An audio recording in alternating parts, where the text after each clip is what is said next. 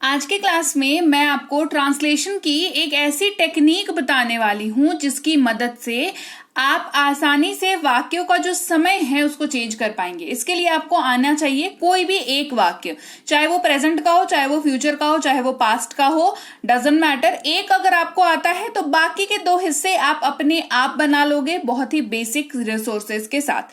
Class को चलिए शुरू करते हैं। आप देख रहे हैं संरीति इंग्लिश अकेडमी, मैं हूं प्रीति मैम। सब्सक्राइब कर दीजिएगा। आगे बढ़ने से पहले बेल नोटिफिकेशन को भी ऑन कर दीजिएगा ताकि आगे आने वाली क्लासेस आपको ऐसे ही समय पर मिलती रहें और आप अपनी नॉलेज को ब्रश अप करते रहें। क्लास को शुरू करते हैं। आज की क्लास में किसी भी वाक्य को भूतकाल तथा भविष्य काल में हम लोग बदलना सीखेंगे, क्योंकि मैं ये मान के चल रही हूं कि प्रेजेंट वाले वाक्य मैंने प्रेजेंट वाले वाक्य पकड़े हैं, ठीक है, कि प्रेजेंट वाले वाक्य हमें आते हैं। उसी पर्टिकुलर वाक्य को कैसे हम पास्ट में बदलेंगे और कैसे हम भविष्य में बदलेंगे, फ्यूचर में बदलेंगे, ये आज की क्लास में हम लोग सीखेंगे। बहुत ही जो बेसिक नॉलेज अगर आपके पास अगर है तो ये क्लास आपके लिए बढ़िया हो जाएगी। आप इसके ऊपर बेस्ड आराम से वाक्य को ट्रांसलेट कर पाओगे। तो सबसे बेसिक वाला वाक्य लेते हैं जो होता है आई गो, जिसका मतलब मैं जाता हूं, जिसकी अंग्रेजी होती है आई गो। मैं जाता हूं, आई गो। अब इसी वाक्य को हमें पास्ट में बदलना है और इसी वाक्य को हमें फ्यूचर में बदलना है। ये बहुत बेसिक वाक्य है। हम लोग आगे जाकर के बड़े वाक्यों को भी देखेंगे कि कैसे, क्योंकि आई गो से जिंदगी नहीं चलने वाली है ना। जिंदगी जीने के लिए प्रॉपर बातें होती हैं, लंबे वाक्य होते हैं, कैसे ट्रांसलेट करते हैं सब कुछ सीखेंगे। तो सबसे पहले बात करेंगे आई गो जो है वो हमारा प्रेजेंट का वाक्य है। ये हमें पता चल गया क्योंकि मैं जाता हूं, है, हूं और है, इस तरीके का जब भी आपको वाक्य में लगा हुआ दिखे तो जाहिर सी बात है कि वो प्रेजेंट का वाक्य होता है। क्लियर? तो मैं जाता हूं, आई गो, ठीक है। इसको पहले आपको हिंदी में बदलना है, ठीक है। हिंदी में इसका पास्ट क्या होगा? मैं जाता था या मैं गया। क्लियर? मैं जाता था या मैं गया, ये इसका पास्ट होगा हिंदी में।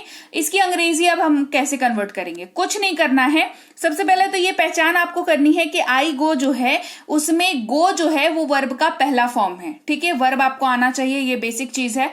वर्ब आपको आना चाहिए और गो जो है वो वर्ब का पहला फॉर्म है, ये आपको पता होना चाहिए। तो आपको ये पता है। चलो, मैं जाता था, मैं गया। इस वाक्य को इंग्लिश में ट्रांसलेट करने के लिए आपको कुछ नहीं करना है। जो पहले प्रेजेंट में वर्ब 1 लगा था ना, उसको वर्ब 2 कर देना है। अब बाकी चीजें सेम रखनी है। आई वेंट, क्योंकि गो का सेकंड फॉर्म क्या होता है? वेंट होता है। ये जैसे ही आपने किया आपका प्रेजेंट का वाक्य पास्ट में कन्वर्ट हो गया। आई गो, आई वेंट हो गया, यानी कि ये प्रेजेंट और ये पास्ट हो गया। अब इसको फ्यूचर में करते हैं। फ्यूचर में कुछ नहीं करना, फ्यूचर में कन्वर्ट करना और आसान है। फ्यूचर बनाना मुश्किल हो सकता है पर फ्यूचर में वाक्य को कन्वर्ट करना बहुत ही आसान है, ठीक है। आपको प्रेजेंट वाले वाक्य के बीच में थोड़ी सी जगह बनानी है और वहां पर विल को इंसर्ट कर देना है, विल को डाल देना है। अच्छा, पहले हिंदी में कन्वर्ट करिए इसको, ठीक है। तो हम लोग सिलसिलेवार तरीके से चलते हैं। हिंदी में कन्वर्ट करिए। फ्यूचर में कहना हो, मैं जाता हूं को फ्यूचर क्या होगा? मैं जाऊंगा, राइट। तो इसकी अंग्रेजी क्या होगी? कुछ नहीं करना है। प्रेजेंट वाले जो वाक्य है उसके बीच में थोड़ी सी जगह बनानी है और विल को वहां पर डाल देना है। ये हो जाएगा आई विल गो। फ्यूचर वाला वाक्य होगा, विल आपको जरूर मिलेगा, तो आई विल गो ये बन जाएगा और ये हो गया फ्यूचर का वाक्य। तो आई गो, I went, I will go. कुछ इस तरीके से जो है आपका वाक्य बन जाएगा। आपको एक वाक्य आता था, आप प्रेजेंट में आपने पास्ट और फ्यूचर इसका बना दिया, ठीक है। आगे बढ़ते हैं।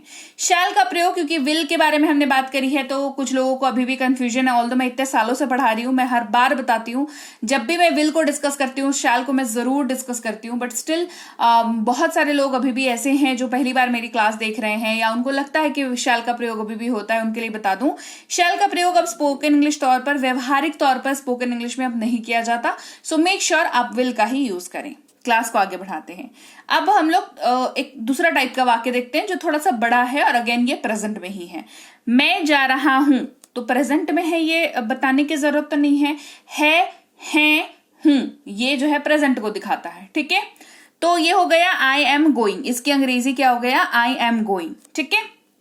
मैं जा रहा हूं, आई एम गोइंग।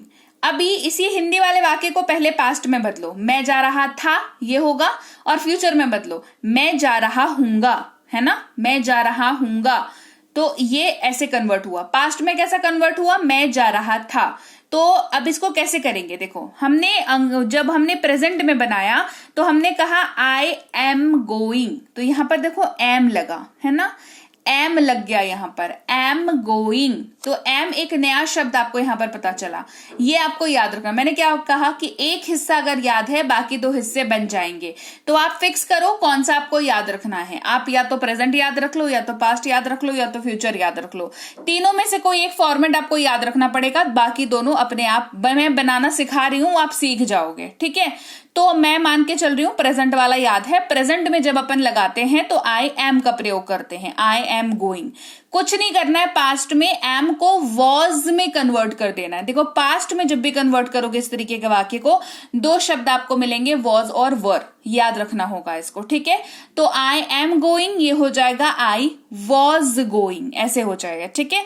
तो मैं जा रहा था, आई वॉज गोइंग। मैं जा रहा हूंगा, मैं जा रहा हूंगा, ये फ्यूचर का वाक्य हो गया। इसको कन्वर्ट करने के लिए इसके पहले जो सैंपल बताया उसमें विल बताया था ना, विल से परिचय करा दिया था ना, अब विल के साथ बी लगा दो। बी जो है भाई साहब यहां पर विल के साथ आ जाएंगे, बोलेंगे मैं भी साथ में चलूंगा, तो मैं जा रहा हूंगा हो जाएगा I will be going, I will be going. आगे बढ़ते हैं, तीसरा वाक्य बात करते हैं, मैं जा चुका हूं, मैं जा चुका हूं, है ना। अभी देखो ये वाक्य के टाइप्स पे घुसने की कोशिश मत करना कि हाँ ये सिंपल है, ये कॉन्टिन्यूअस है, ये इंडेफिनिट है, इस चक्कर में मत पड़ना। फिर कभी ये नाम याद करते रह जाओगे, वाक्यों की ट्रांसलेशन कभी नहीं कर पाओगे, ठीक है। नाम से कहीं ज्यादा इंपॉर्टेंट है आपको वाक्य की ट्रांसलेशन आती है या नहीं है। सिंपल बातचीत में नाम से ऐसे तो नहीं बोलते ना कि अभी मैं सिंपल प्रेजेंट का वाक्य बोल रहा हूं, नहीं बोलते हैं ना ऐसे। हम लोग नॉर्मल बात करते हैं, ऐसे टर्म बोल बोल के थोड़ी ना यूज करते हैं। तो आपको बेसिक प्रेजेंटेशन आपको आनी चाहिए। ये है मैं जा चुका हूं, ये अलग टाइप का वाक्य, मैं जा चुका हूं हो गया है आई हैव गॉन, ये प्रेजेंट का वाक्य है। अब इसी को कन्वर्ट कर लो पहले पास्ट में, मैं जा चुका था, और फ्यूचर में कर लो मैं जा चुका हूंगा। तो इसकी अंग्रेजी क्या हुई, आई हैव गॉन हुई इसकी अंग्रेजी, मैं जा चुका हूं आई हैव गॉन। कुछ नहीं करना, पास्ट में कन्वर्ट करने के लिए आपको हैव को हैज में, आपको हैव को हैड में कन्वर्ट कर देना है, माफ कीजिएगा हैड में कन्वर्ट करना है। हैड हमेशा पास्ट में यूज होगा, याद रखना। तो मैं जा चुका था बन गया आई हैड गॉन, ठीक है। अभी फ्यूचर में क्या मैंने बताया था, विल बताया, फिर विल बी बताया, अब विल के साथ ना हैव लगा दो, तो आई विल हैव गॉन, मैं जा चुका हूंगा आई विल हैव गॉन। देखो विल का ही फॉर्म चल रहा है, विल लगा, विल बी लगा, विल हैव लगा, अब इसके आगे विल के साथ कुछ और लगेगा। तो ये फ्यूचर का खेल है, ये बहुत सिंपल है, पता है ऐसे कोई बताता नहीं है, इतना कॉम्प्लेक्स करके बताया जाएगा, ये ऐसे लग रहा वैसे लग रहा, कुछ नहीं लग रहा, कुछ नहीं लग रहा, बहुत आसान है, बहुत सिंपल है। क्या बताया, पहला वाला जो वाक्य बताया उसमें विल लगाया, उसके बाद विल बी लगाया, फिर विल हैव लगाया, फिर विल, उसके आगे जो मैं बताऊंगी वो लगेगा, ठीक है। चलो आगे बढ़ते हैं, मैं खाता आ रहा हूं, ये अलग टाइप का वाक्य हो गया हमारा। आई हैव बीन ईटिंग, ये हमारा ट्रांसलेशन हुआ। अब मैं खाता आ रहा हूं, इसका पास्ट मैं खाता आ रहा था, और फ्यूचर मैं खाता आ रहा हूंगा, ये इसका फ्यूचर हो जाएगा। तो आई हैव बीन ईटिंग अंग्रेजी हो गई। अब हैव बीन, हैव है ना, ये इसके पहले जो बताया उसमें क्या बताया था, पास्ट में कन्वर्ट करने के लिए कि हैव के जगह पे हैड लगा दो। सेम काम यहां पर भी करना है, कोई अलग से कुछ नहीं करना, सेम काम यहां पर भी करना है। हैव के जगह पे हैड लगा दो। देखो प्रेजेंट वाला कैसे ट्रांसलेशन किया, आई हैव बीन ईटिंग, एक नया शब्द दिख रहा है वाक्य में, बीन दिख रहा है बजाते हुए, मतलब बीन दिख रहा है ना आपको, तो बीन जो है वो हैव के साथ यहां पर लगा है, पास्ट वाले में हैड के साथ लग जाएगा, ठीक है। तो आई हैड बीन ईटिंग, और यहां पर I will have been eating, तो यहां पर विल हैव के साथ बीन लग गया। सिंपल, क्या बताया था, विल बताया, विल बी बताया, विल हैव बताया, विल हैव बीन बताया, ठीक है। तो विल हैव और विल हैव बीन में एक ही डिफरेंस है, दैट इज बीन का। क्लियर। तो I will have been eating, मैं खाता आ रहा हूं, आई हैव बीन ईटिंग, मैं खाता आ रहा था, आई हैड बीन ईटिंग, मैं खाता आ रहा हूंगा, I will have been eating. ये कुछ बेसिक इस तरीके से बनेगा, ठीक है, प्रेजेंट, पास्ट और फ्यूचर का वाक्य। अब दूसरा हम लोग देखते हैं, दूसरा एज इन हम लोग सब्जेक्ट देख रहे हैं। अभी हम लोग आई के साथ सारा वाक्य बना रहे थे, तो हो सकता है आपको ये लगे कि मैम आई के साथ तो सारा वाक्य बन गया, पर कहीं वी मिल गया, कहीं दे मिल गया, कहीं ही मिल गया, कहीं शी मिल गया, तो कहीं कोई नाम मिल गया, तो कैसे बनेगा। मैं हूं ना, बता रही हूं एग्जाम्पल्स के साथ कैसे बनेगा। वी गो, हम लोग जाते हैं, वी यहां पर हमने सब्जेक्ट लिया है और गो हमने एग्जाम्पल रहने दिया है, ठीक है, वर्ब का। हम लोग जाते हैं, वी गो, हम लोग जाते थे, वी वेंट, हम लोग जाएंगे, वी विल गो। क्या हो रहा है, वर्ब का पहला फॉर्म का सेकंड फॉर्म लग गया वेंट, और विल यहां पर भी लग गया। सेम चल रहा है कि नहीं चल रहा, बताओ। इसके बाद देखो, हम लोग जा रहे हैं, वी आर गोइंग, क्या बताया था वहां पर, एम लगा था, यहां पर वी के साथ आर लगता है, और वहीं पर मैंने आपको इंट्रोड्यूस करा दिया था एक और नए शब्द से, दैट इज वर, कि पास्ट में वॉज और वर यूज होता है। लो भैया, वर यहां पर यूज हो गया। हम लोग जा रहे हैं, वी आर गोइंग, हम लोग जा रहे थे, वी वर गोइंग, हम लोग जा रहे होंगे, वी विल बी गोइंग। आया, याद आया, वी विल बी गोइंग। हम लोग जा चुके हैं, वी हैव गॉन, हम लोग जा चुके हैं, वी हैव गॉन, हम लोग जा चुके थे, वी हैड गॉन, हम लोग जा चुके होंगे, वी विल हैव गॉन। देखो यहां पर क्या लगा, विल हैव लग गया, विल लगा, विल बी लगा, विल हैव लगा, आगे क्या लगेगा, विल हैव बीन लगेगा।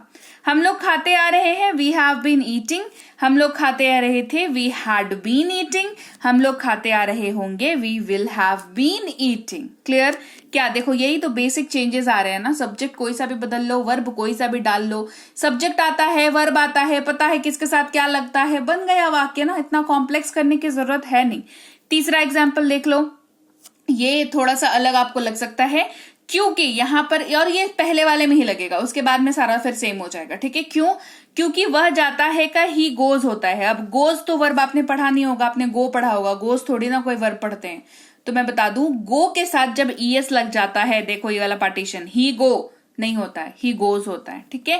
क्यों? क्योंकि ही, शी, इट और कोई भी नाम जब आप यूज करते हैं तो उसकी एक रिक्वायरमेंट होती है जहां पर वर्ब के साथ या तो एस लगाते हैं या तो ईएस लगाते हैं। ये एक कंडीशन है जो आपको याद रखनी है। वह जाता है, ही गोज, वह जाता था या वह गया, ही वेंट। बाकी देखो सेम चल रहा है, कोई अलग नहीं है, बस यहीं पर अलग था प्रेजेंट वाले में। वर्ब का सेकंड फॉर्म ही वेंट, वह जाएगा, ही विल गो। वह जा रहा है, ही इज गोइंग, अब सेम चलेगा, अब कोई अलग नहीं होगा, ठीक है। वह जा रहा है, ही इज गोइंग, वह जा रहा था, ही वॉज गोइंग, वह जा रहा होगा, ही विल बी गोइंग। वह जा चुका है, ही हैज गॉन, वह जा चुका था, ही हैड गॉन, वह जा चुका होगा, ही विल हैव गॉन। वह खाता आ रहा है, ही हैज बीन ईटिंग, वह खाता आ रहा था, ही हैड बीन ईटिंग, वह खाता रहा होगा, he will have been eating, ठीक है।